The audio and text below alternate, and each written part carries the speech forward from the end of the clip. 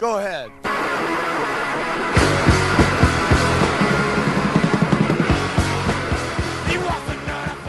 Welcome to Inzane, Michigan.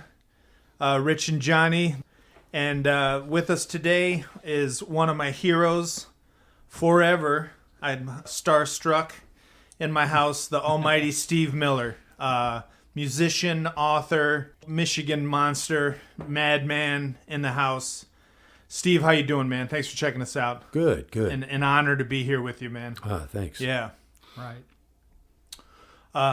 Man, Rich, you want to start it off?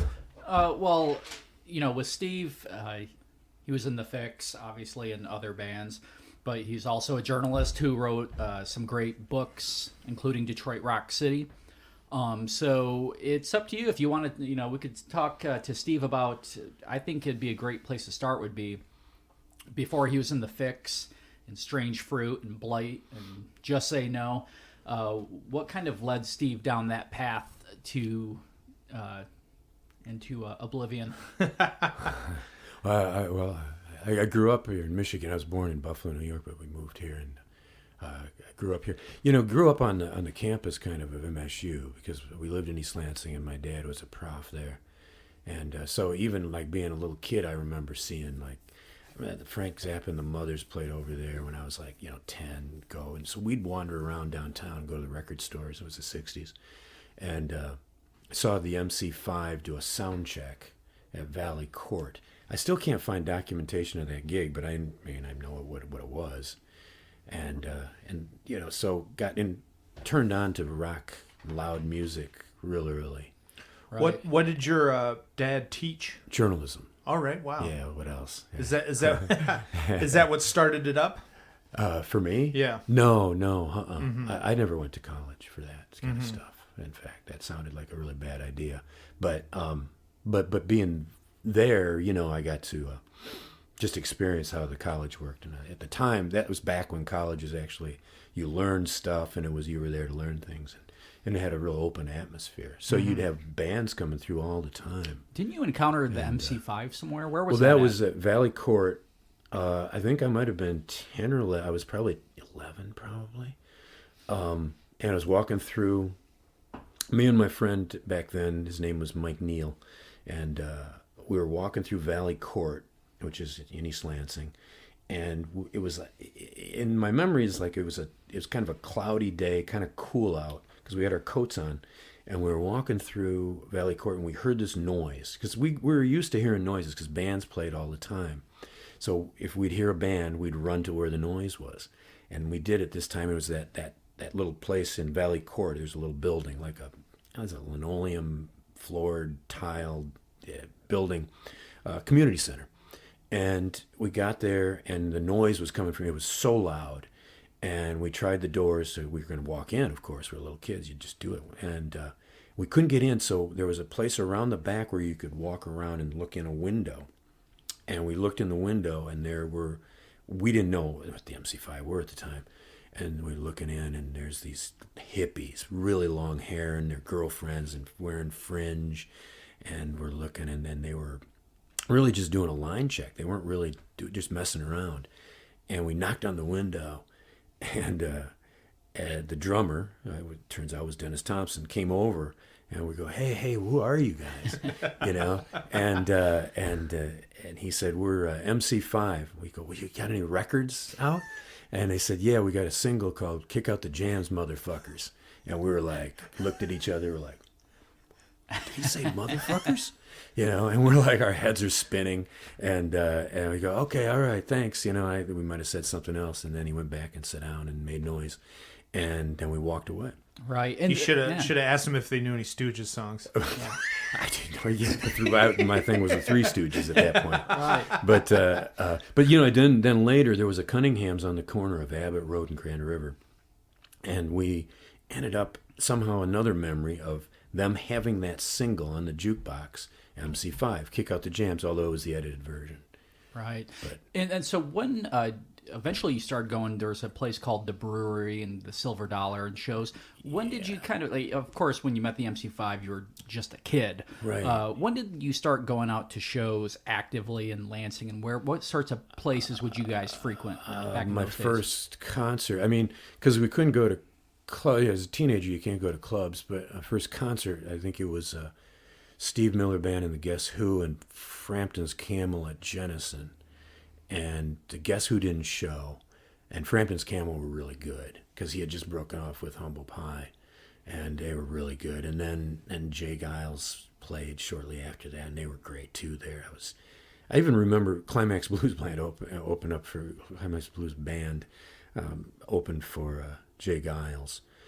But then as the years go by, you kept going to concerts, then you'd start going to Detroit, and then you got old enough to go into a club, and like where I saw the Tubes play at the Brewery.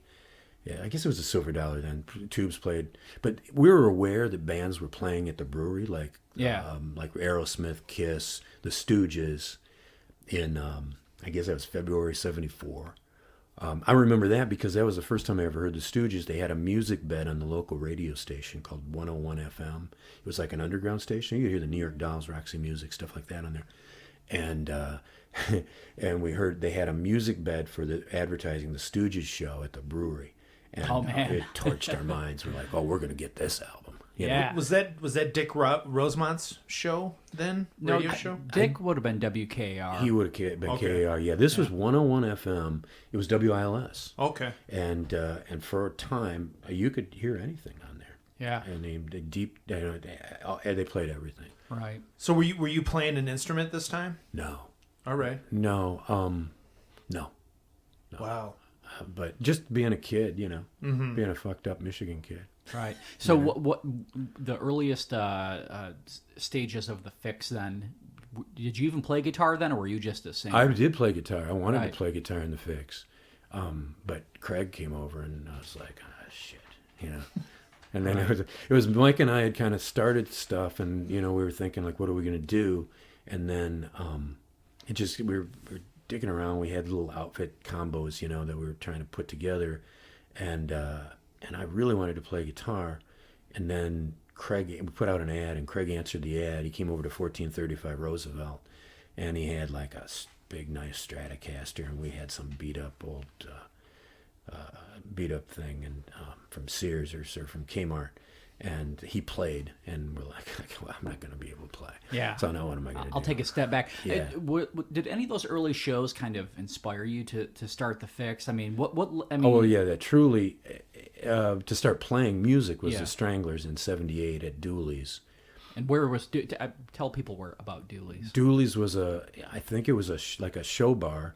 They had an upstairs, and they had a downstairs place where people that would go down, and you'd have bands, and I think they had like jazz outfits there down, and then they had, it was for kids. It was mostly for college kids, but somehow somebody decided that they could start booking punk rock bands, and they booked the Stranglers on their, I guess that would have been their first U.S. tour. It was their second album, first U.S. tour, and for the No More Heroes album, and Mike and I went. Ochtenberg, who was the bass player in the Fix, we went, and it was unbelievable.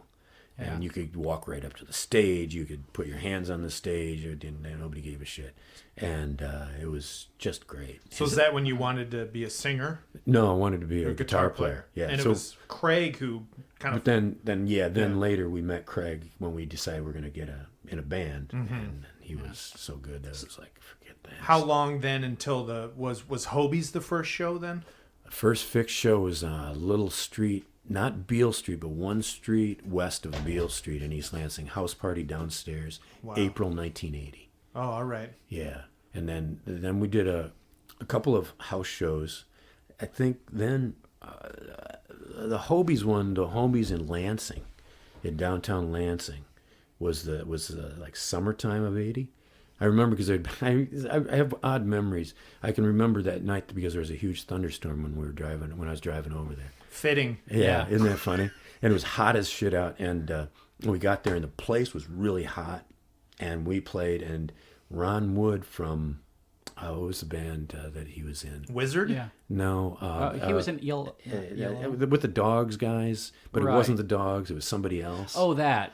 It was, and I can't remember, but he was a hanger-on. Right. He hung around all the time. He took out the fire extinguisher while we were playing, and like to create fog and fog down the. And it was an insane night. Were you about 18 then? I think I was 20, 21. Okay, gotcha. So what was your life like when the Fix is starting? I mean, did you have a day job? What were you Yeah, up when to the Fix started, I was working at the U.S. Census Bureau. Wow. I was working at the Census Bureau and that's where I met Dave Stimpson from Touch and Go. Oh, okay. That's that connection. He then. was he was working there, and Elliot Rockman who was later to be in Violent Apathy was also working there. So all three of us were working at the U.S. Census Bureau downtown. It was the Jack Tar Hotel in the ballroom, but it's not the Jack Tar now. I don't know what. I think it's probably an office building for the state now. Right. What did you guys do for the census? Was it just We putting were envelopes? paper pushers. All right, yeah, we were the guys like that would check over the forms. It was just mindless. I mean, we were not ambitious. Yeah. There's nobody there. We were not setting the world on fire. Well, what about music then? How much effort was going into the Fix when you guys? Oh, we first started practicing every day. We used to practice all the time. What happened is we were at that house. Mike and I were living at the house at Roosevelt, and then we had a basement, so we'd practice down there. And we had a drummer. One drummer, he didn't get it, and then Craig says, "Well, I know this guy." And we're like, oh, sure, whatever. And this guy Jeff came over, and he was real good. He got it. What an amazing drummer! I mean, What an amazing drummer! I mean, Fix already sounds like things are gonna decelerate and go at different. It's almost free jazz. It was, and it was Yeah. like Jeff was like good when he came. He's the one guy I think just got so much better. He just because we practiced all the time.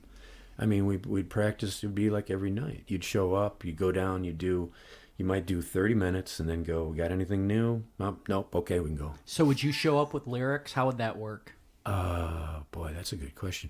Craig came with Vengeance fully formed, completely formed. Wow. And everything on it. I think I might have tweaked maybe 2 words. I mean, Good to go. yeah, it was good to go. And then we quickly had other stuff. Mike and I had written some stuff, so we quickly had a group of originals.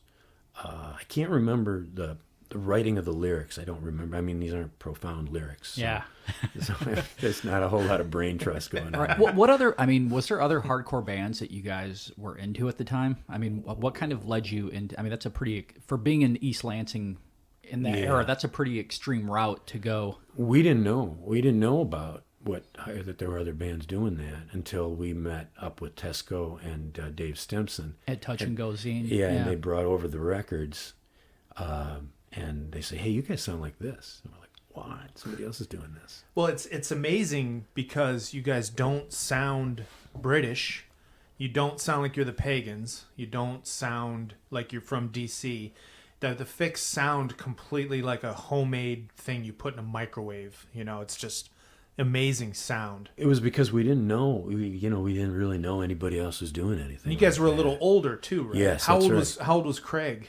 Craig was about. I think he was probably a year younger, maybe 2, than Mike and I. Early 20s. Yeah. We were all Still we were all older for the hardcore set. That's right. Yeah. Yeah, that's a good point. I didn't. And Mike was My age. all right. So Mike and I were the same age. And Jeff. And Jeff was, I think, again, 2 years younger. All right. I think. So did your parents ever come to watch a Fix show? No, they thought that was absurd. Right. They thought the whole thing was absurd. These are Depression era parents. Did you ever wear any stage gear? Or... Yeah, we at first we had like a leg in glam and a leg in rock, right? And so after as the sound started to evolve, we started going, you know what? We don't need this stuff. We'll just focus on this stuff. Wow. So yeah, we started off like trying to be, wanting to be having fun, taking a piss out of it. And then after a while, I think we got more serious too as we went along. We thought, okay, well, we don't need this. Let's, you're forming yourself. You're saying, okay, let's try these songs. Let's do this faster. Let's get rid of this gear, that kind of thing. So what did you think when Dave showed you the other bands that you would eventually share the process of elimination with? Like, were you like aware that there was a trend going on, or did you see stereotypes that you did not want to be a part of? Well, I mean, that first summer, 1980, we heard that stuff, and those guys were playing that music for us, and as we were starting to form. But we would go down, and we'd play in Detroit. We'd play like places like Nunzio's, and they'd have like a Wednesday night. Nobody would be there, and they'd say, you can come in, and they didn't know, but they had you could load in through the back, and you go by the cooler. So they didn't pay you anything, but you'd load out some alcohol on your way out. So we go, oh, well, let's go down and get a couple cases of beer and play at Nunzio's. Where was Nunzio's? God, man, I don't know. I can't remember. But so we were using those as practices, but there were no bands like us that could play with us. Yeah. And so we were using those as like a ways to learn how to play on a PA, learn how to play on a stage. And but no, there were no bands that we knew of until about Tesco knew the band the Necros, and so he kind of put us together. And I mean, they were just little kids, so we didn't really have anything in common. What's your earliest memories of Corey from Touch and Go and Necros? If I knew the brilliance of Corey back then, that would have been great. But I just didn't, because he just seemed like part of that, and it was probably on me. I should have taken time to know him, because he just kind of lumped in with those guys who were just kind of obnoxious, and they're kids. Yeah. With those earliest Fix rehearsals, do you remember the first time that you sang in that, because now you go back and you listen to the Fix and your voice is obviously so intense. I mean, do you remember the first time you had to do that or not? I can't. It was probably part of it because we had such a shitty PA. Yeah, you just really belt it out.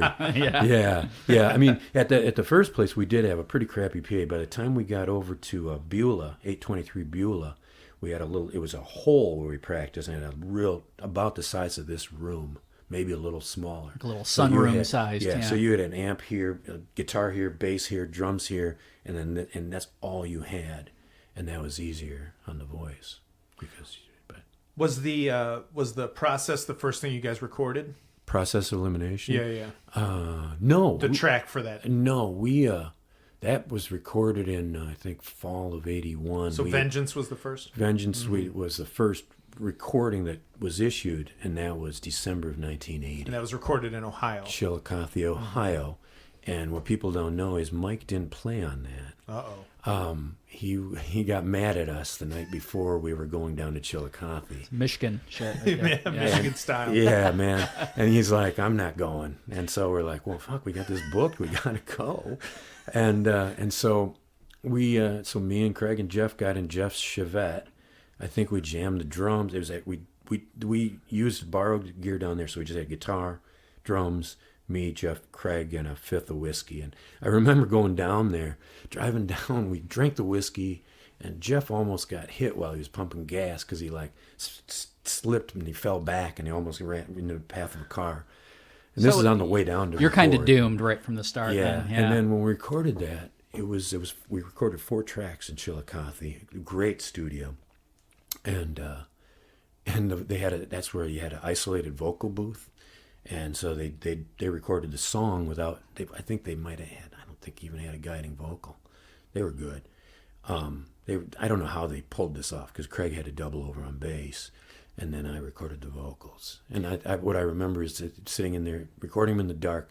This long, big, growing pile of beer bottles, because it took a long time to do 4 songs. And this was Touch and Go number 2, right? That was Touch and Go number 2, I think. Yeah. But we didn't know at the time. We didn't even know it was going to be released. What did you think was going to come out of this? We weren't that conscious. Uh-huh. We were going, this is fun. Why didn't you record somewhere locally? Do you remember why? We had tried. There was a guy named Dennis who had a little studio over in East Lansing. But don't remember why. I don't remember. Right. I just know Jeff knew the guys down in Chillicothe. Okay, so that was. It was in the back of okay. Rolling Stone, like, "Hey, you want to be an engineer? Oh, Come to our gotcha. school. We'll take your money." That kind of thing. So the experience, your first recording experience, how was it? It was great. You got the band was ignited, even though Mike wasn't there for it. Yeah, he got over it. Yeah, it was fine. Did was he better. resent it later on? No, he didn't carry that kind of stuff. That wasn't him.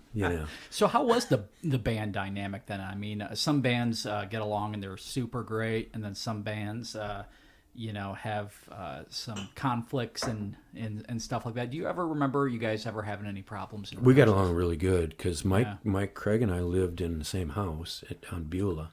Right. Mike and I had been friends since high school.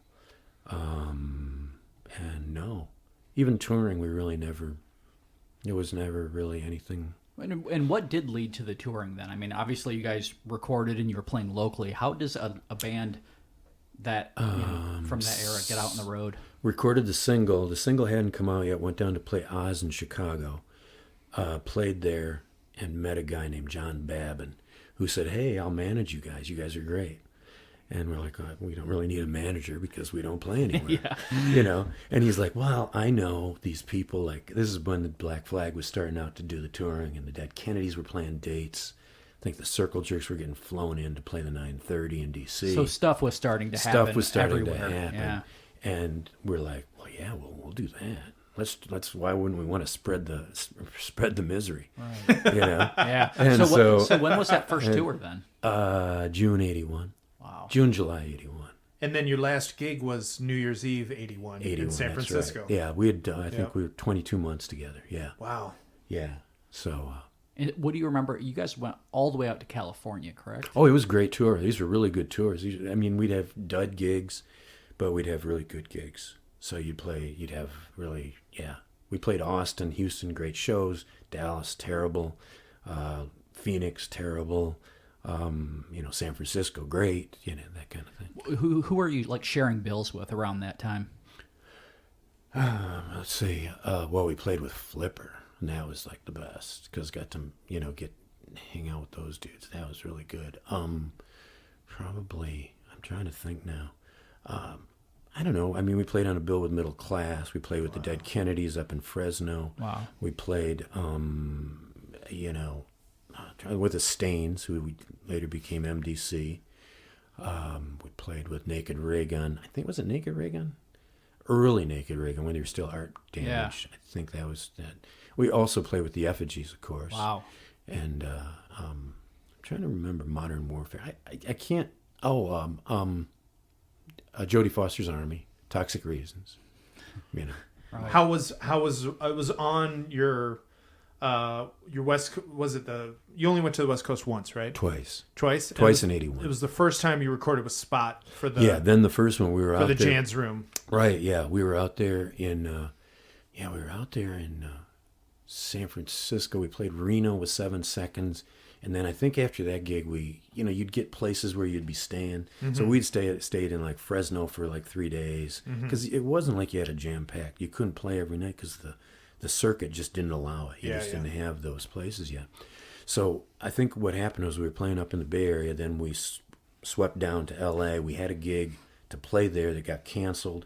We ended up met some girls at the show. Their dad was out of town or something, and they were up in Pacific Palisades, so they had this huge house. So we got to go up there, and we were getting ready to record. So we had 2 days down there where we did some. We didn't need to rehearse. We were so tight by then. But I think we rehearsed and then got stoned and played Monopoly most of the days. Yeah. And then we went down. Then we could record at night. So you'd start recording at 6, 7. And so we had, I think, 2 12-hour nights. For the 7-inch. For the 7. And I think we recorded 7 songs, though. Wow. Yeah. And how many copies were pressed of that? Was that 1,000. Right. 1,000. 200 of the first, but 15 got melted down. So I guess that made 185 on the furnace. And that's why that record sells for way too much money. I get way too much money. Which one do you prefer? The second one. Mm-hmm. Yeah. Because of the production? Yeah. Uh-huh. Yeah, I think it really captured what we were going after. Yeah. I think if we would have continued, it would have been even more mayhem. I think it would have been even more noisy. Okay, then coming back to Lansing, there's always these flyers floating around with the Fix name on it and other bands.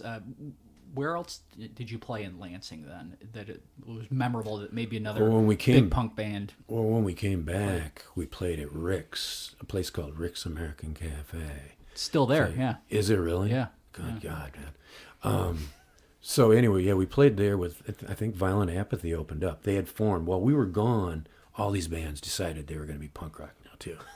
And they're like, oh, that's a thing? Okay, well, I guess we're in.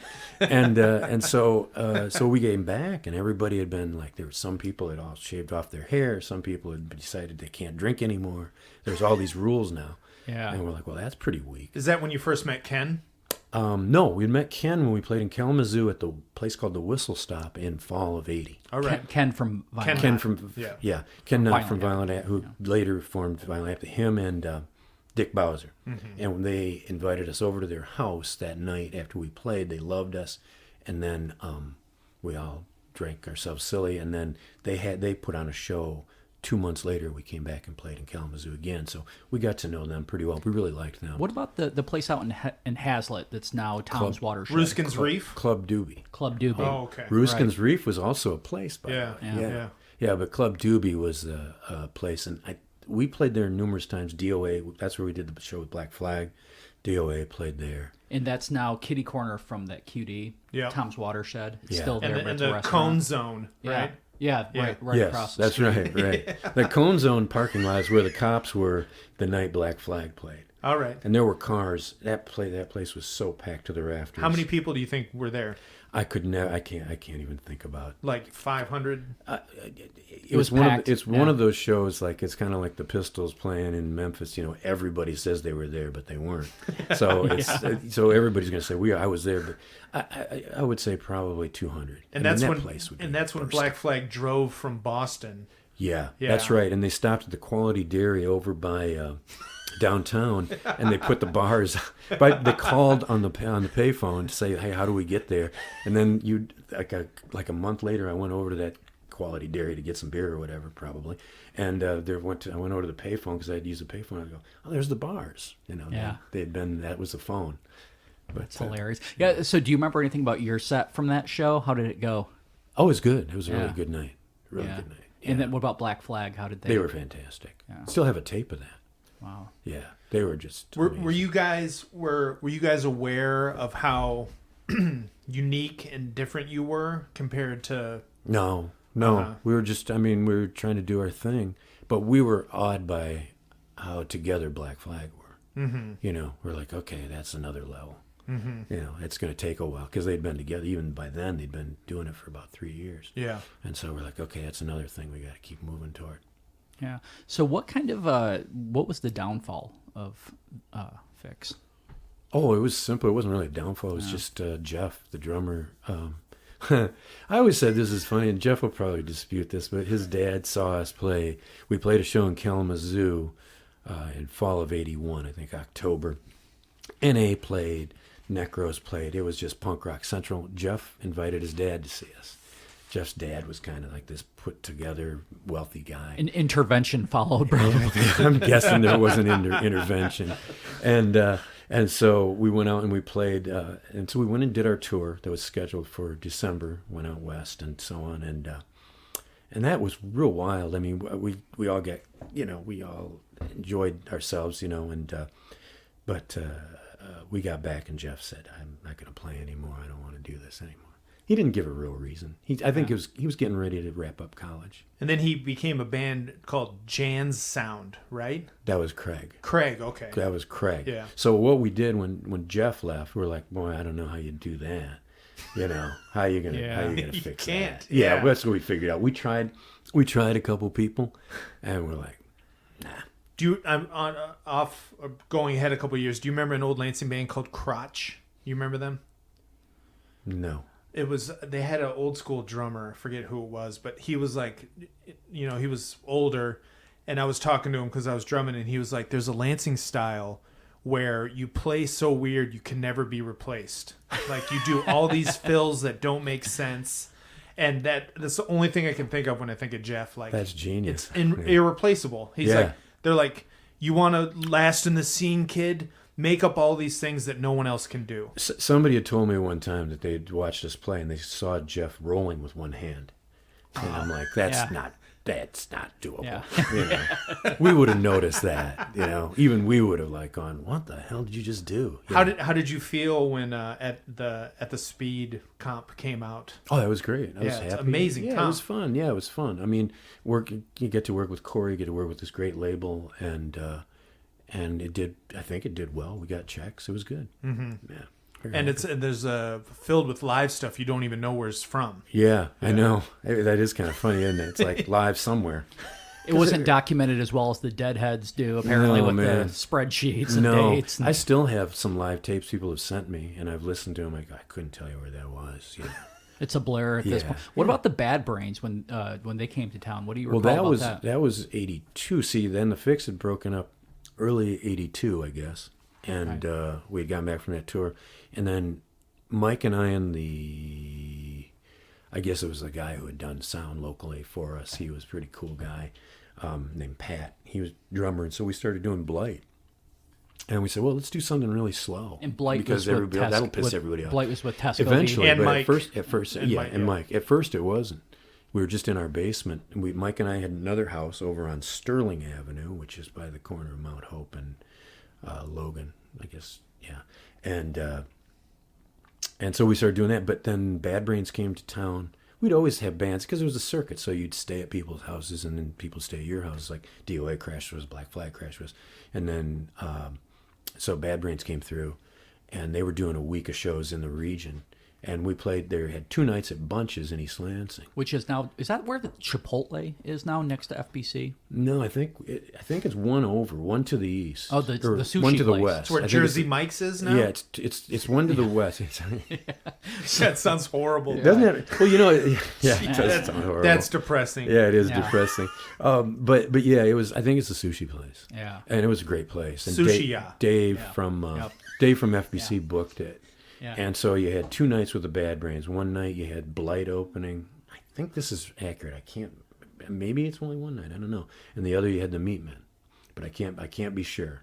Maybe it was only one night. It was Blight and the Meatmen. And Tesco did double duty. I don't remember. Wasn't there a mythical flipper gig too, where they got so wasted in Lansing that they just let the crowd do the No, instruments? never happened. That's been on the. I've heard that rumor, Never but happened. it's never happened, huh? We Wow. would have known about that Yeah. because they came through about not long after the Bad Brains, or maybe not long shortly before. When they recorded the live thing at CBGB's, right? No, On that when tour? they were doing the generic tour, and Okay. they played at Second Chance in Ann Arbor. Did a great show.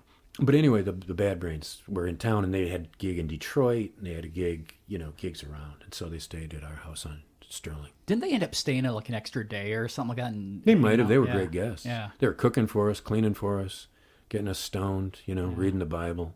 They found like the 10 reggae albums in our stack, and they played those over and over, the same ones. All right, we're hanging out for a little over bit and here. over. And they were really great guests. They were That's great. cool. At night, we'd play ping pong. We had a ping pong table in the basement, and we'd go down there and play ping pong at night. And then we had that in our basement. We practiced. We had a little 4-track set up because our sound guy had been was a sound guy, and so they used that and they recorded some stuff there too. Wow. So do you remember when you transitioned from doing Fix stuff into Blight? Did it have the same energy? I mean, were you as passionate about Blight and moving on? Yeah. I love playing guitar. That's what I'd wanted to do anyway, and so yeah, I got to So play that the was your guitar. opportunity to plug in. Yeah. I'm trying to remember. At first I played. I heard this guy Pat again comes up. He had his own. He had a guitar, and he just let me use that. It was a Les Paul. Then I went and bought a Melody Maker, and so I was happy. And it sounds obviously more experimental. What kind of Yeah. what happened? Well, because we were like going, well, everybody's gonna. It was the usual. Everybody's doing this, so we're gonna do something else. Amazing. Yeah, because everybody's like, it's all punk rock. We're gonna be hardcore, and we're like, not us. we're getting weird. What did Not us. Craig think about Blight and you playing guitar? I don't think he thought anything about Blight because I don't think it was on his radar because he had gone off to do a more traditional kind of thing with a real good band called the Flying Tigers. But I had expressed once in a while, I go, hey, wouldn't it be cool if we tried to add a guitar to the Fix?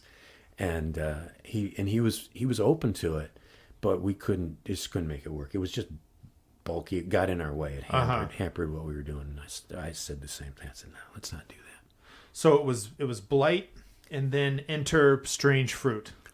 Blight, yeah. Then I think we recorded that EP at Corey's down in Maumee for Blight. That was summer of '82, and then probably the following spring, I found myself. I was living in Kalamazoo, and I knew Steve. I knew Steve Shelley from Crucifix. I knew him from Crucifix, and we knew him way back because he was in a band called the No Zones. Okay. And they played with us at Dooley's once when the Fix opened for the Fix. So, and he was a nice guy and so on. And we were, I guess he may have been living in Kalamazoo at the time. And I guess they were losing. There was Spastic Rhythm Tarts was the band, but they were losing their guitar player Tim Folion. He was going to move out east. So I said, you interested in doing something like that? I said, yeah, sure, I'll play. Yeah. And I'd seen Spastic Rhythm Tarts and liked what they were up to. And I said, sure, well, let's do it. And they were going to record. And so me and Tim met, and we had a while that both me and Tim were guitar, and then so we were a 5-piece. And then we went in and recorded that EP.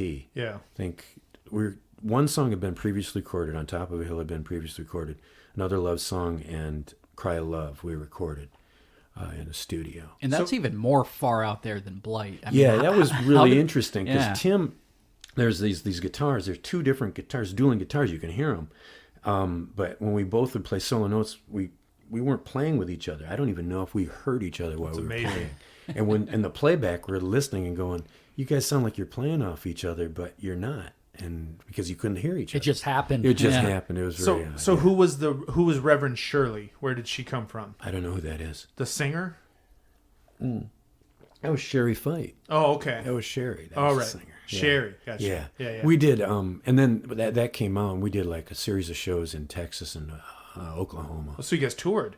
Well, not really. It was it was 5 days. Little mini tour. Yeah, kind of yeah. thing. So we went down, and Tim had left. He'd gone, so I was the only guitar player. Then we added another guy because they liked that 2-guitar thing. Mm-hmm.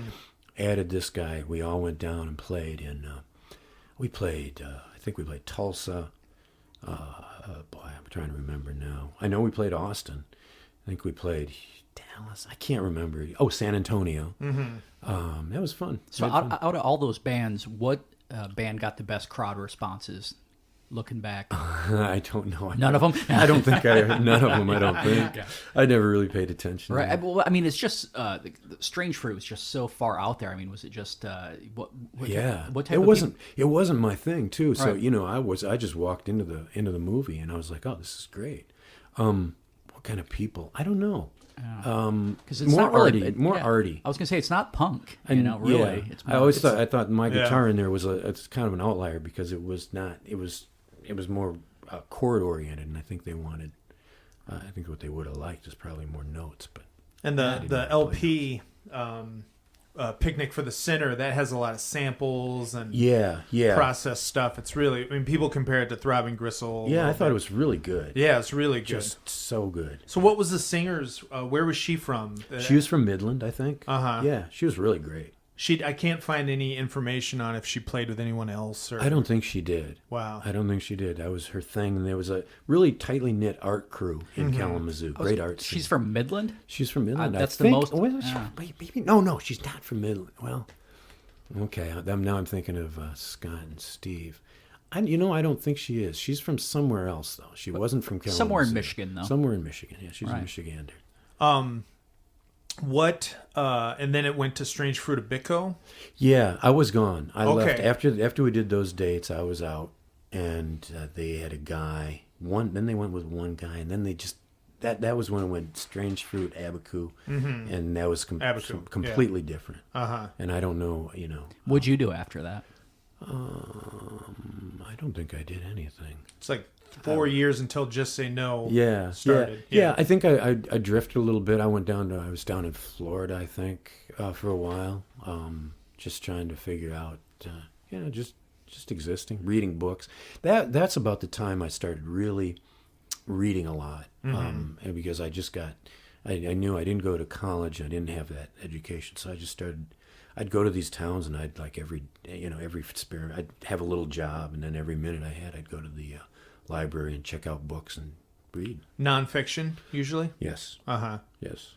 It seems when I was, going over stuff to talk to you about, I'm like, besides Strange Fruit being a little out there, your life has been completely nonfiction, just complete antithesis of fantasy, Yeah. which is interesting. Do you think that's from your growing up in a journalist family? Probably is, and just a quest for facts, wanting to know how shit works. And so I wanted to know I've always wanted to know how stuff works. Is that what attracted you to hardcore, or that style of the Fix music was kind of the honesty of it, or the... Yeah, probably, and also the idea that you could do it yourself. You didn't have to rely on somebody else to do it for you, which is something just overall in life. I don't want anybody else to have to do shit for me. You are a professional freelancer with no boss, if there ever is one. I've done that for a long time. Right. Yeah. Because Steve, obviously, he's written books, and he's a freelance writer, and very rarely does he have a boss. I would say that. Yeah, right? I'd never said, you always got something to answer to, but yeah, you like to direct if you can take control of things yourself, it's probably better. Right. You don't want somebody else directing your life, man. Believe me, they don't have your best interests at heart. And next thing you know, you work insert for marriage joke here. Right, yeah. And then you die. Right. Do you remember David Livingston? Sure, yeah. Being around in the Strange Fruit days? Yeah, he was around that town. He actually wrote for the Kalamazoo Gazette, and just always a pleasant, When you saw him, he'd be kind of a dour guy, but he was just entertaining and just. He did it with such good cheer that it was a lot of fun to be around. It was the first person I've ever saw perform with their back to the audience, and I was like, "What was this?" And my friend was like, "That's his vibe, man. Just roll with it." What band? What was it? Was the God Bullies. God Bullies, yeah. He was. That was a great band too. And that was by the way, when I moved to Kalamazoo, just before I got in Strange Fruit, that's when I first met Mike Hart. Mike Hart was living there too. Yeah, and he had bands that some of them they just weren't taking off. But. Well, I asked that because not only was David on the set. But he put out that poetry record, and it seemed like the Kalamazoo style was more literary and more into poetry and writing and stuff like that. It was, and that's not an accident that Kalamazoo has that beautiful library, one of the most beautiful libraries in Michigan, right in the middle of downtown. It's amazing. It's amazing. Three stories or something? Yeah, it's great. So you spent a lot of time there. A lot of time there. Yeah. That was great. I mean, now that wasn't there when I was there. That's new. But the old one was at about the same site, and I spent a lot of time there. Yeah. So when you, after Strange Fruit, you said you just kind of floated around for a few years. Yeah. Were you consciously not getting into music, or did nothing just pop up? Do you recall going, I'm not going to No, mess I don't with that remember anymore? that. I don't remember having any plan. I'd never really have had many plans. Yeah. And so I didn't want to know what was going to happen the next day. So just nothing popped up, so you just wasn't playing. No, I mean, I'd run into people. It was, even in Florida, somebody would be like, if you were like, go to a record store and you might see some band coming through, you might go. And, if you had a conversation, it's not like I'd say, hey, I was in, the Fix or anything. But if somebody had a conversation about, oh, yeah, I played in a little, band up in Michigan. Well, really, what band? And I was in a band called The Fix and then Blight. And oh, my God, I have the Blight thing. So once in a while. But I didn't care. So people would recognize Blight before. Yeah. Wow. Florida. Interesting. Florida. There's, I don't, but yeah. But I don't remember. It was not a big deal to me. So do you remember meeting Tesco for the first time? Yeah, that was summer after when we were working at the Census Bureau. Dave said, well, I have this magazine, Dave Simpson, and I do it with this guy, Bob. And, AKA Tesco V. Yeah, and I said, well, and I said, well, you guys should come over to our place, bring some records, and and that's how Tesco came over. And so then Tesco and Dave started. Well, they were doing Touch and Go, yeah. Yeah, Touch and Go, the zine, which eventually morphed into the label that Corey took over, and it exploded. That's right. Yeah. But it was all started right here, actually in Williamston, correct? They were in Williamston. That's that right. was the first address. Yeah, right? Hodge Street. I think? Basically, No, Lansing. they were in Hodge over here. Where are we? here this way. Okay. Then Tesco moved over to Hodge, and I don't know where the hell was DS living. I don't remember. But yeah, they were in Williamson. He was on Putnam in Williamson, I think. So do you remember, I mean, were you a reader of Touch and Go at the time? Would you pick up all the issues, or did you? Not until, I don't think until then when we met DS, he gave us copies. We're like, oh, this is awesome. So you weren't aware of it at all before then? No. I'm trying to remember if they'd started in 79, so it was before. Wow. And I think he brought in back copies because we were reading about all these bands like Birthday Party. What's this? It sounds great, you know. And so of course Mike had a full-time job at Michigan State. He had money, so he'd go to FBC and buy all this stuff. Right. And so, what are your earliest memories of seeing Tesco play in front of the Meatmen? Do you remember the first time you saw them? Yeah, I do. Wasn't the Meatmen though? I think it was the start of the Meatmen. It was at a storage facility in Okemos, and they had It's already funny. somehow they had one of the storage spaces with the thing pulled up. It was a summer night, and the Necros were in town, and somehow they had like a Winnebago. I have no idea why in the hell this was happening, but Tesco said, "Come out here, and we're going to play." And so there's the Necros were there, and they were obnoxious. We're like, okay, that's nice. And then Tesco was there with Rich Ramsey, and they had a drummer, and they did a pagan song, and Tesco was writhing around on the ground, on the concrete of this storage space, and spilling beer all over. It was a lot of fun. We're like, wow, this is crazy. Good for you, man. Right. Yeah, and he was a school teacher at that time, right? I think he was. Yeah. And Rich Ramsey was just a hoot. He was just hysterically funny, and he played this. He wasn't a real big hardcore player, but he was intricate. He was good. Right. And so we're like, oh, I don't really care for that, but it was really fun. Well, and then Tesco had a lot of overlap with like the DC guys, like Minor Threat and stuff, correct? Yeah, he did. That was summer of '81. And so you were already checked out. I mean, did you ever know those guys or not? Or was that different? No, didn't like that music. Didn't like the music. Didn't like anything about it. Yeah. Certainly didn't like the straight edge. Yeah. We were from Michigan, man. Yeah. That shit didn't fly. You were definitely spending some time over at the Quality Dairy, picking stuff up. That's right. So Strange Fruit, you leave around 84? 83. 83? Yeah. Fall, Go to November. Florida? Yeah. I think I did. Yeah, that's about it. Yeah. So how did Just Say No come about? I had been away, and I guess I had been away. I think I was in Florida, came back, and Mike, and I said, hey, Mike, we ought to be in a band that just plays punk rock covers. It was 87. Uh-huh. And he's like, yeah, sure, that sounds fun. Mm-hmm. And so I think we got Ken Knott on board, and then I think we just continued to look for a drummer for years, forever. I think we had two of the guys that drummed in Just Say No are dead now. Is Trotsky one of the dudes that's dead? Yeah, he's dead. Well, here's a story. I don't remember this. All right. This is a good story. Okay. So I'm hanging out with Ken. I've never met Steve or anything like that. Ken Knott. Yeah. I was playing with people around town, Brian Ramirez and stuff like that. I was living with my mom. I was a sophomore in high school. Ken's like, we need a drummer for Just Say No. I'm like, I'm a drummer. He comes over. He leaves the demo tape with my mom. I spend all night listening to the demo tape. I go practice with him. We nail it. We do crickets. We do all this stuff.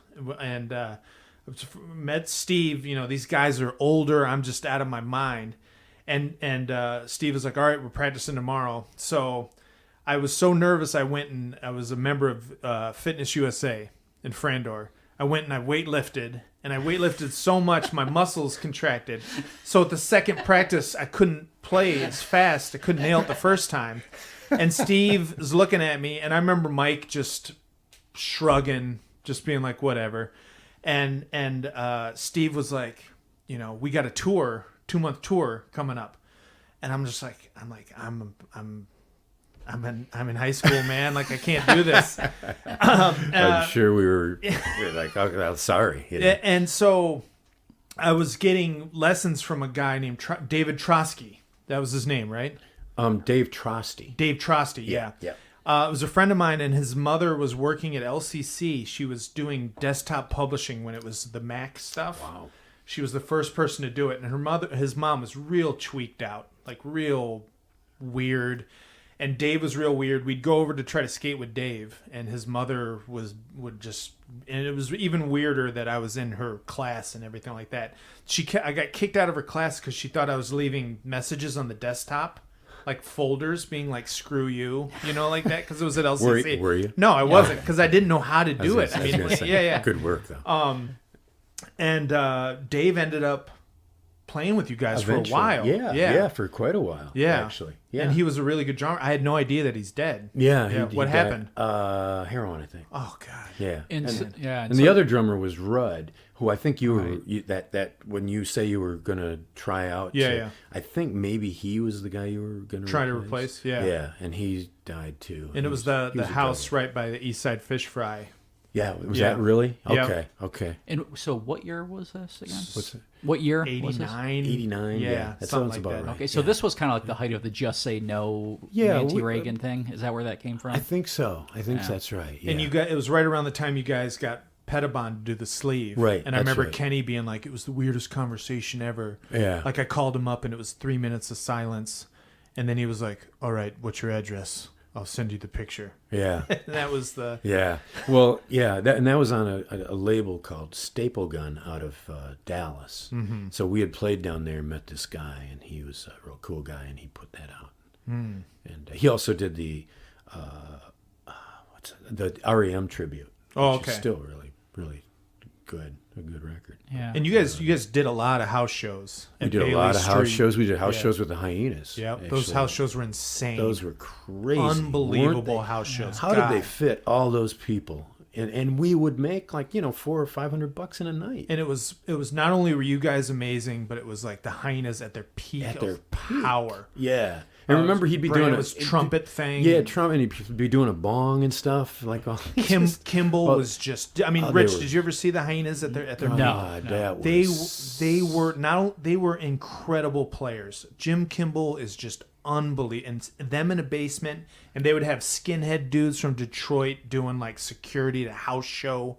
It was just I can't imagine seeing that in a basement. The vibe was just, and it's just crazy. Brandon completely out of his mind doing Candy Apple Girl Whip on trumpet with like this band just going, and a dude dressed up like an Amish dude on acid.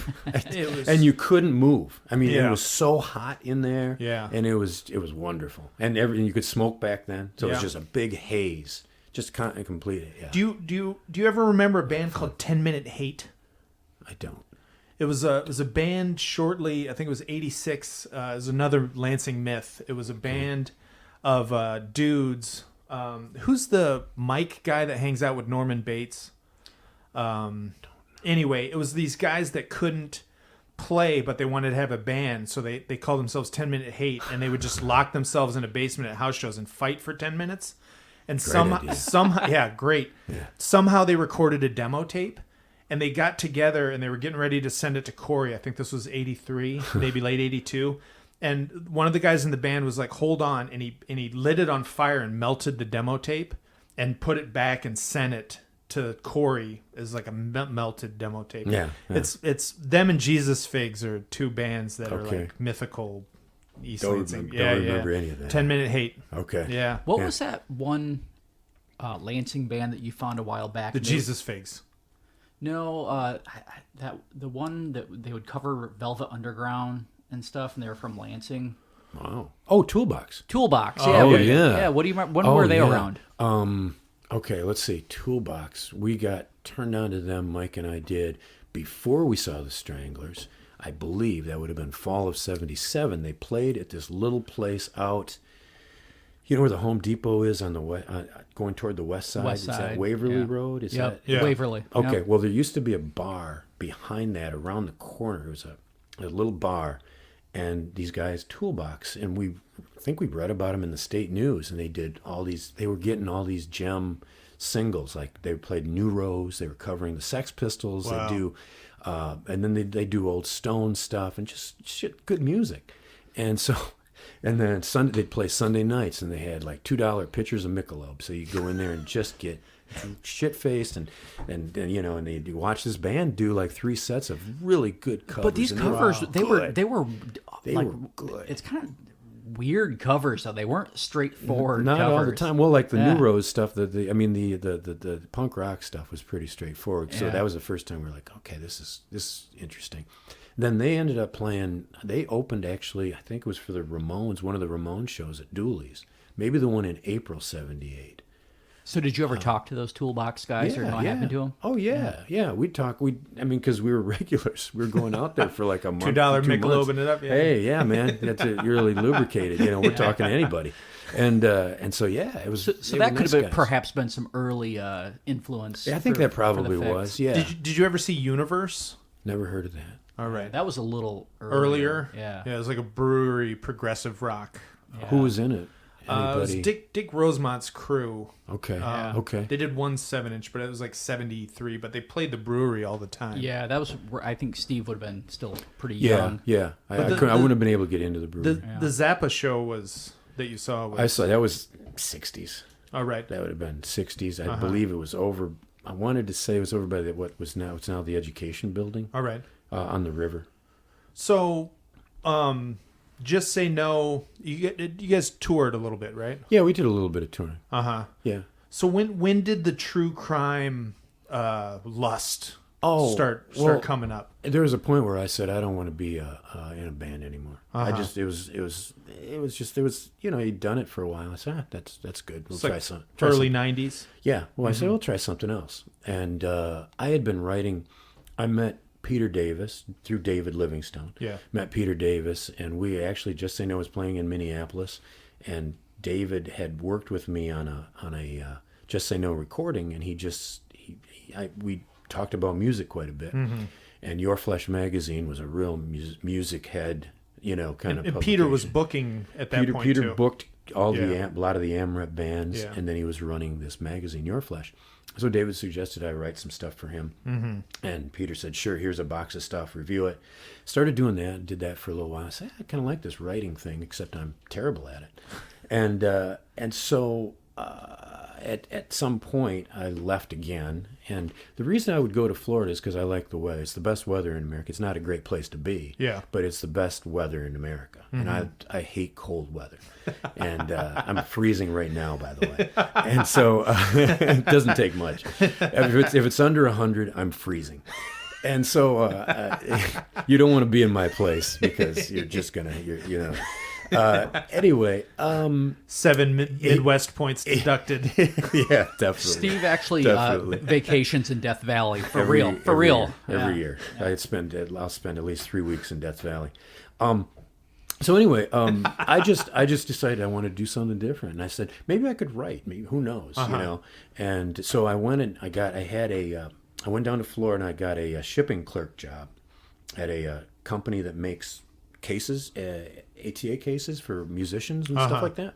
And so I was a shipping clerk there, and in my spare time, I had a little garage apartment. I would go and I would write. I didn't have a computer at this point. I wrote a couple of reviews for this local alternative weekly, and I Etch? No, this was in Florida. This was in okay. Tampa Bay.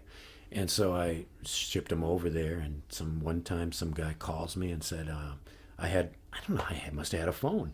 And I don't know how I could afford a phone. But anyway, he left a message, and I called him, and he said, I'd like you to come over here and show me if you can write for this. And it was pretty straight. They had real writing. It wasn't like Your Flesh. This was real writing. Yeah. And so I did some of that, and that's how I started. And then about 6 months later, I wrote a story.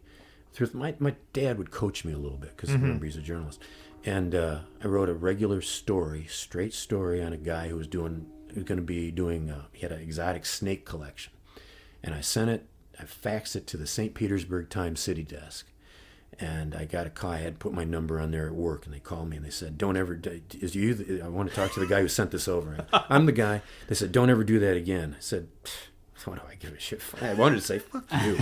But they said, but we'll take it. Oh, my God. Yeah. And so I'm glad I didn't go with my gut and say, hey, man, fuck you. So anyway. How long was it? I was probably 500, 600 words. Okay. I think I got paid like $50. And this was your first. That was my first newspaper. That was the jump Wow. off. Yeah, and that was it. And then I said, "Oh wow!" And then I saw the story in the newspaper. I'm like, "I can do this. I can do." So if you would have said "fuck you," Right, gone That- with my that would have been would've- bad. If I would have gone Wow. with my old instinct, that would have been bad. But And my new instinct was, let's try let everything happen, and it worked. wow. Yeah. So And then that was late '90s. that was 93. Was it? What did you dipped out of music? Early '90s. Was grunge just not happening for you at all? No, I didn't. I didn't even. Yeah, I remember Mudhoney was playing around and stuff. No, I never cared about that. Yeah. I mean, I did. It just didn't. I didn't. It wasn't interesting. Yeah.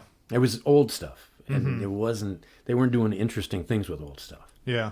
You know, it's not like if you do something. There's certain kinds of music you can take and make new, but they weren't doing it. Are you ever upset that you didn't pursue grunge instead of doing journalism? No, journalism worked out really, really All well. right. Yeah, that's It- good. it Yeah, worked out yeah. really well. I would say so. Yeah. Yeah, and so over the years, I mean, you've Dallas Morning News. Yeah, I went to Dallas. Then from Florida, I went to Dallas, and then And you were a beat writer, right? I was crime writer. Yeah, I wrote Metro. I loved crime right off the bat. What I loved that. appeals to you about that?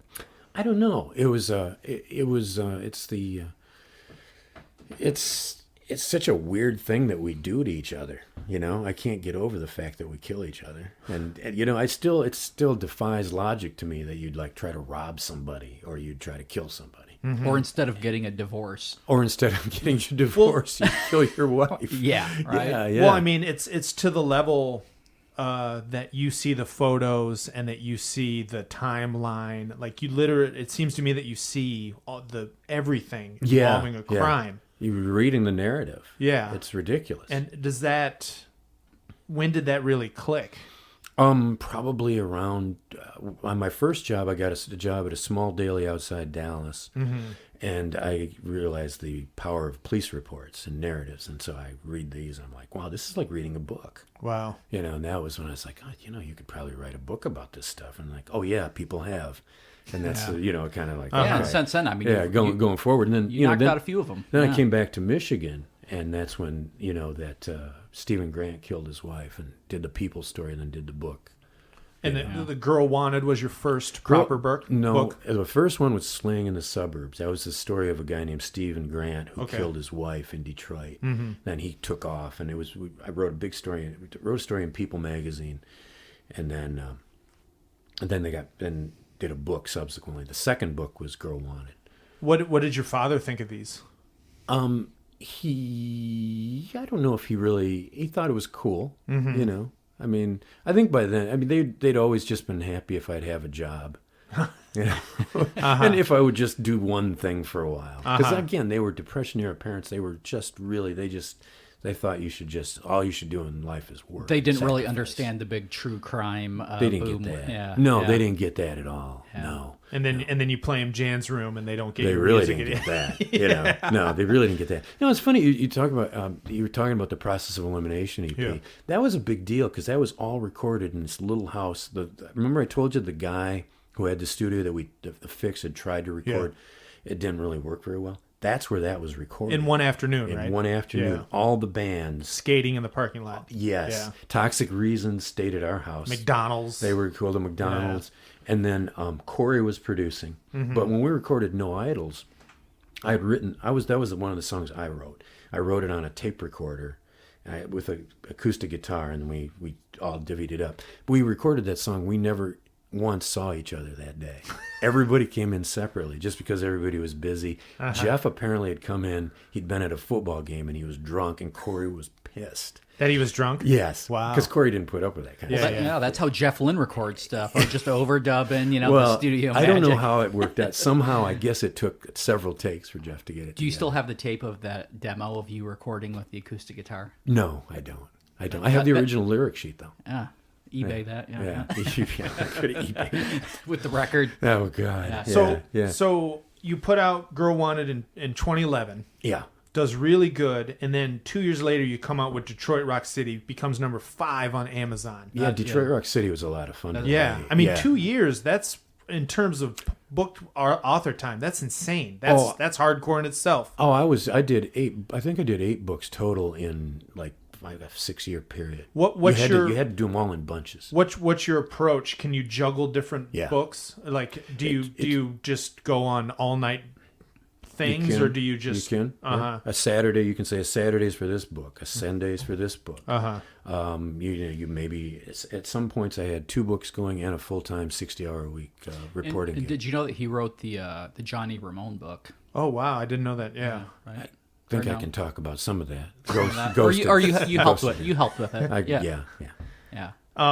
Is it being a Libra? Is writing something that you really like, and like the fact checking and all that stuff? No matter what. Yeah. I mean, really, really what I really like is just doing what I do. Like even today, like now, my phone's buzzing right now, I'm sure. I report for little groups around the country. They're mostly, we call them gadfly groups. Gadfly groups can be anything from like ProPublica, reporting on bad acting governments, all the way down to Is that what the Mad Dog thing is that you're with too? I'm with, I do Texas Monitor, which is a news group out of Texas right now. And so I do that.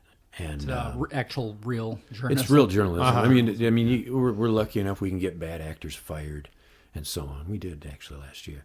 So yeah, you can do a lot. I mean, once you have the skill, you can do a lot, and you don't have to be with a big corporation to do it. Right. Thankfully. How did you feel about the success of Detroit Rock City? It's cool. I mean, but when I got done writing it, I remember I got done two times. The first time I got done writing it, I was in my living room. We were still living in Hazlitt. I got done with it. I said, and then I got done, and then I read parts of a few chapters, and I said, if it doesn't come out, I'm happy because I just wanted to read this book. And it was really, that's how that started. I was like, why didn't anybody do this? And I just wanted to read it. Who was the, when you were writing Detroit Rock City, who was the person you were most surprised that was, maybe you weren't interested in them at first, but then you talked to them and they were a great interview and they really contributed to the book? Was there anyone who was like a surprise or offered up like one of your favorite? Well, I'd say Jack White was probably my favorite interview, just because it was a pleasant time. And you went down to Nashville, probably. Yeah. That was just AWK was a big part of that book too, right? That's right. Yeah. And he was good, very good, very very good. I'm trying to think. Iggy Pop was Iggy Pop. Did you tell me once that Alice Cooper was kind of Alice Cooper was difficult. Did he bring up the Christian stuff a lot? No, but it was we did it. He was playing up at a casino in Mount Pleasant, and he just didn't give a shit. He was just dialing it in. He was like, he wrote a book called Me, Alice. I don't know if you ever read that. Have you ever read that book? No, I just so good. Just listened to his interview with the Mannion guy. Yeah, who's the Mannion guy? Yeah.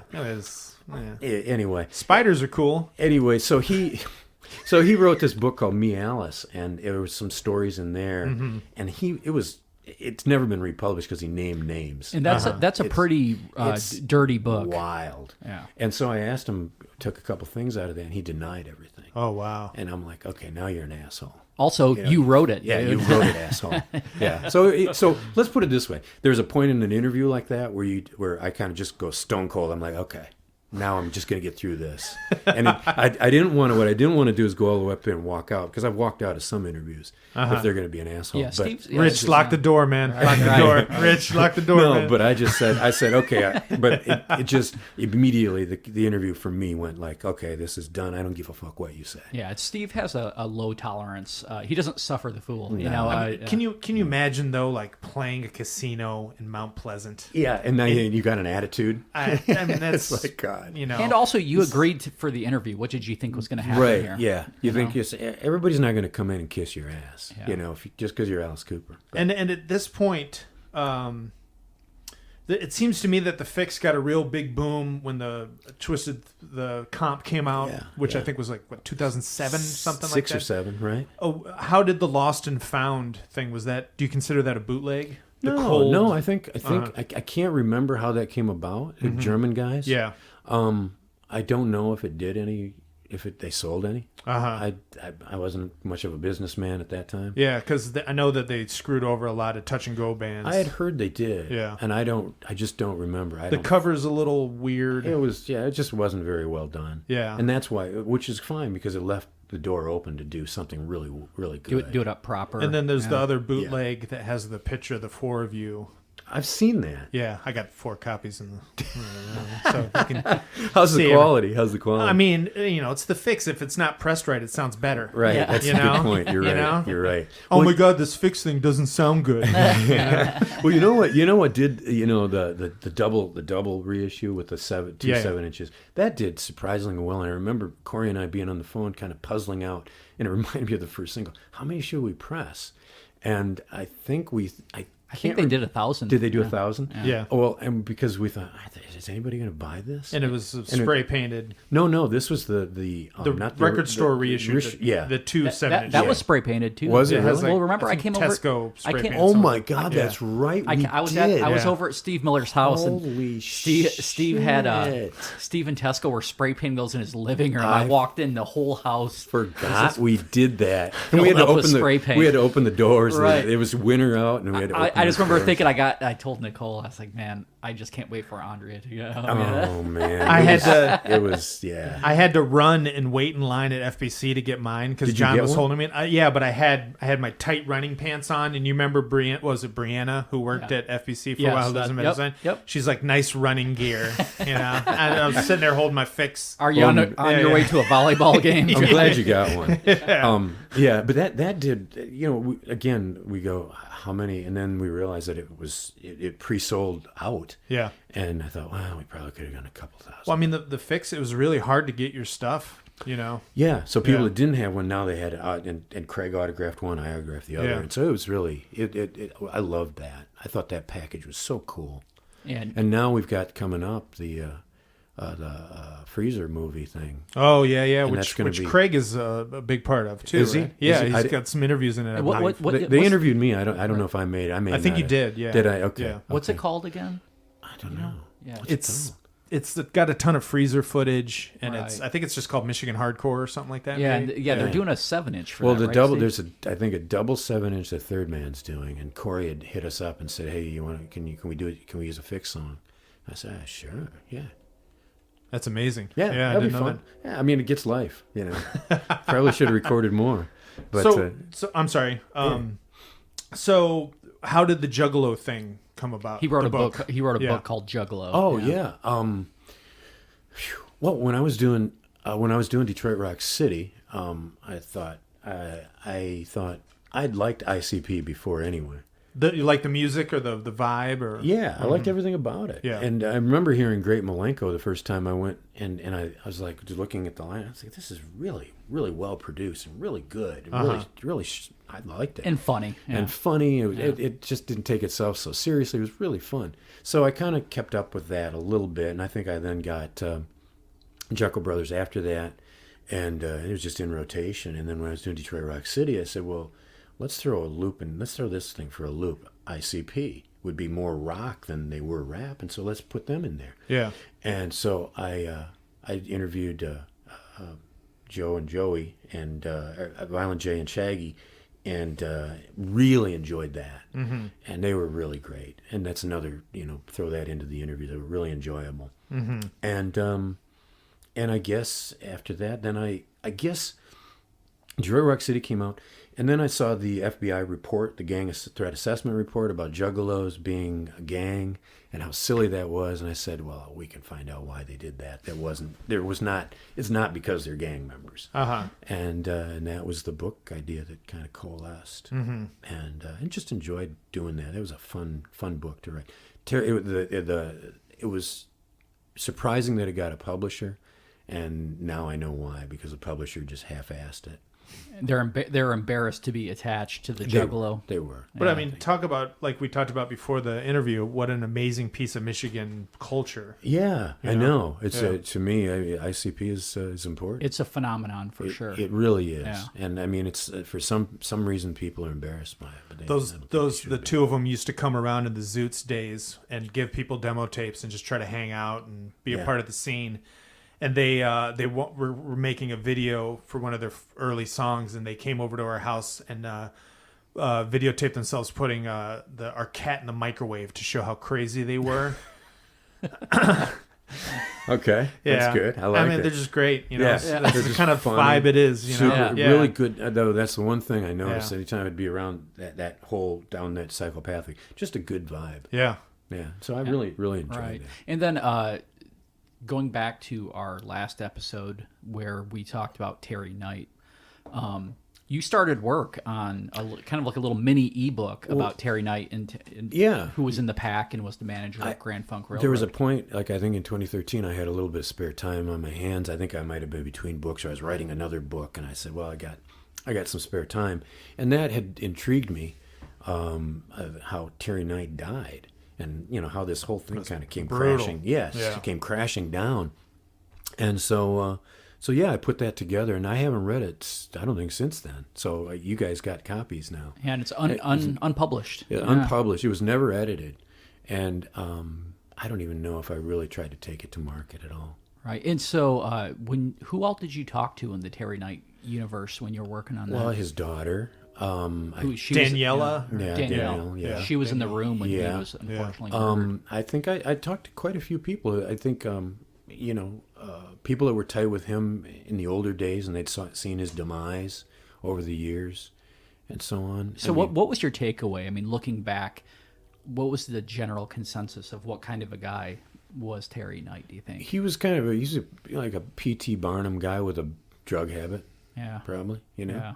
So he was, he probably had his issues, and I think he was a bad drinker by the end. He was probably difficult, but Yeah. And so didn't deserve to die. This unpublished book goes into the murder pretty graphically and Goes- detailed. Yeah, I got a lot detailed, of records. I mean, it was done. It happened in Texas. Texas has great open records laws, and so got a lot of stuff. In there. The accounts of that are just brutal. Oh my God! Yeah. And- It was tough, but Yeah. but just as important as the days leading up to that and how he got there into that spot. Yeah. Yeah, going from being on top of the world, Right. managing one of the biggest rock bands in the That's world. right. To Mom's Apple Pie to meth. Yeah. Meth fights. Yeah, it was, and that's really what it was intended to be. Was the last days of Terry Knight, just chronicling his downfall.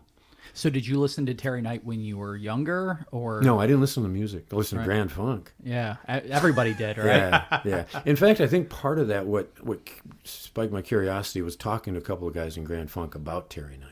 And then when we talked about that, then I went in and looked into what had happened. Yeah, he's a character. He's right? a character, man. Yeah. Yeah. But it was fun to do. Another piece of Michigan history, though, His early, the Pack stuff is phenomenal. It's really good. Yeah, when you guys played that last week, I was like listening. God, yeah, it does sound really good. It's aged really well. Yeah, and people put it down too. Yeah, it doesn't make sense. Doesn't make sense at Yeah. all. It was just really strong stuff. Yeah. So what's I know you don't have any books in the works, but if you could write a book about anybody, music or anything, I mean, is there a subject? Yeah, I'd write a book about Death Valley. Right. I go out there every year. Mike and I, my friend Mike and I, we had started going out there in about 95. Stopped 2004 was the last time, and then I picked it back up in 2010. So every year I go out there. What do you like about it? Because you can, I like that you get out there and you don't, that you can be miles away from anybody. Mm-hmm. I mean, I know a place I can go 20 miles from anybody. So if anything happens to me, I'm dead. What's the weather like? Yeah. The weather's 100. You get on a good time. If you get there at the right time, you get 128. Wow. 127. It's lovely. I have a place where I go running too. I go running through Mustard Canyon. Have you done the ultra I have marathons? not done that. Yeah. That's terrible. So Nobody should do that. What's been the scariest moment in Death Valley? I did. Let's see. I got a flat tire on a back area. And I was like, okay. And I know enough. I was by myself, carry a lot of water. I had gas, so I could, but it was one of those things where you go, you're going to have to spend the night out here, don't you? And real panic. Uh-huh. And I'm like, oh, shit, this is terrible. This is like into the wild, And I had except for 128 degrees. And you have no phone service either. And it just so happened that somebody came by after about an hour. Wow. Yeah. And what had happened was I had a spare, I had a Wrangler, jacked up the Jeep. The jack was one of those things about like this. And I got it up there. And seriously, I got up there and I turned away to get the spare tire. Boom! Came crashing down. Oh, man. I'm like, well, if it would have been under there, that would have sucked. Was it the coldness that would have been bad overnight? No. It would have just been you're alone. Yeah. You're alone. That's, to me, that's the only And out in the middle of nowhere, right? In the middle of nowhere. Yeah, that's when you realize nature is powerful. Yeah, right. Yeah. But it turned out fine. I won't take the same chance again. Yeah. What had happened was I drove way back about 13 miles, was coming out back to another kind of road, and I got a flat coming back. So I drove about 10 miles on a flat to get out to that main road. Because you're out there by yourself, correct? Yeah, you don't have anybody. There's nothing. Yeah. And I there was in those areas there's no place you can change a flat, so I wanted to get to the main road so I could try to change the flat. To have the leverage. Yeah. And then when it didn't work, I was like crashed down. I'm like, well, now I'm by myself. So you could, you could just but you know, start work on that Death Valley book and then what see I how always it goes. do, what I move out there, man. What I Sounds do good. is I tell the Rangers. They always say, tell the Rangers office where you're going. And if you don't report back at a certain time, they send somebody out. Yeah. However, usually it takes overnight. Yeah. And then you got to worry, will they remember? Yeah. So anyway, it's all right. I mean, now you learn a little bit. I think in Lansing you can be 20 miles from anyone emotionally. Emotionally, you could be a million in Lansing. Yeah. But yeah. So, being like the ultimate Midwestern hardcore band in culture and sound, what do you think of punk nowadays? It's most of the stuff that sticks. I still listen to like Des Era, Black Flag, and the first Bad Brains. But I mean, like modern bands. Do you? I does any? just don't know. Uh-huh. I don't listen to that music. I wouldn't go see a band like that. It just doesn't strike me as. It's kind of like seeing a blues band. I'm not going to go see a blues band. Uh-huh. I mean, it's just traditional music now. Did you ever see Lansing's Blue Money Band? No, I didn't. Blues I band? did. I saw Muddy Waters. Was it good? Yeah, it's pretty good. You never saw West- the Woolies, did you? Or the Larry Hernandez and the one? I don't think I said Danny it was Danny. Hernandez. Danny Hernandez, yeah. No, I don't think I did. I don't think I did. You were pretty young then. Still. Yeah, I was. I mean, I knew who the Woolies were, Yeah. and even in the '60s, those bands were playing. Like I remember Ted Nugent playing, maybe Waverly High School, All right. or something like the Amboy Dukes played there, but you didn't get out to. You didn't. What about the Dogs? Were they before your time too? Yeah, probably? I didn't know who they were. Yeah. I still don't know. I saw them at Max. I still like, they're okay. Yeah, They didn't hit me really. Yeah. So what right now? What do you listen to then? Like WFMU, pretty much. I listen. I learn. I learn a lot from FMU. But I don't know. I mean, I'm trying to think what I buy. I'm kind of hot on that band Uniform right now. Oh, yeah. I'm kind of hot on them right now. But then again, when I go back to Dallas, I'll probably go try to catch Monster Magnet and Nebula. They're playing play. So Desert Rock. Yeah, Desert Rock. Yeah. Well, but anything. I listen to just a wide array. Well, when you lived in Gainesville, I went down to Gainesville, and Steve gave me the Tom Petty Yeah, Mud Crush yeah, tour yeah. around Gainesville. That is a tour. That's That a must have been circuit. dark. Yeah. Yeah. Ooh. Steve's like, that's the field where they played. Yeah, man. Yeah. Yo, this is INZANE Michigan. We're saying goodbye to Steve Miller. Think we wrapped everything up. Thanks a lot for sitting in with us, Steve. Thanks a lot. It's been a blast. Yep. Thanks a lot, man. And be sure we'll make a Mixcloud with some music to check out. Maybe we'll make sure that we're running them by Steve, and we'll get some approved Steve Miller jams. Make sure the internet doesn't forget that he was in Just Say No. Yes. All right. All right, thanks, Steve. All right. See y'all. Later.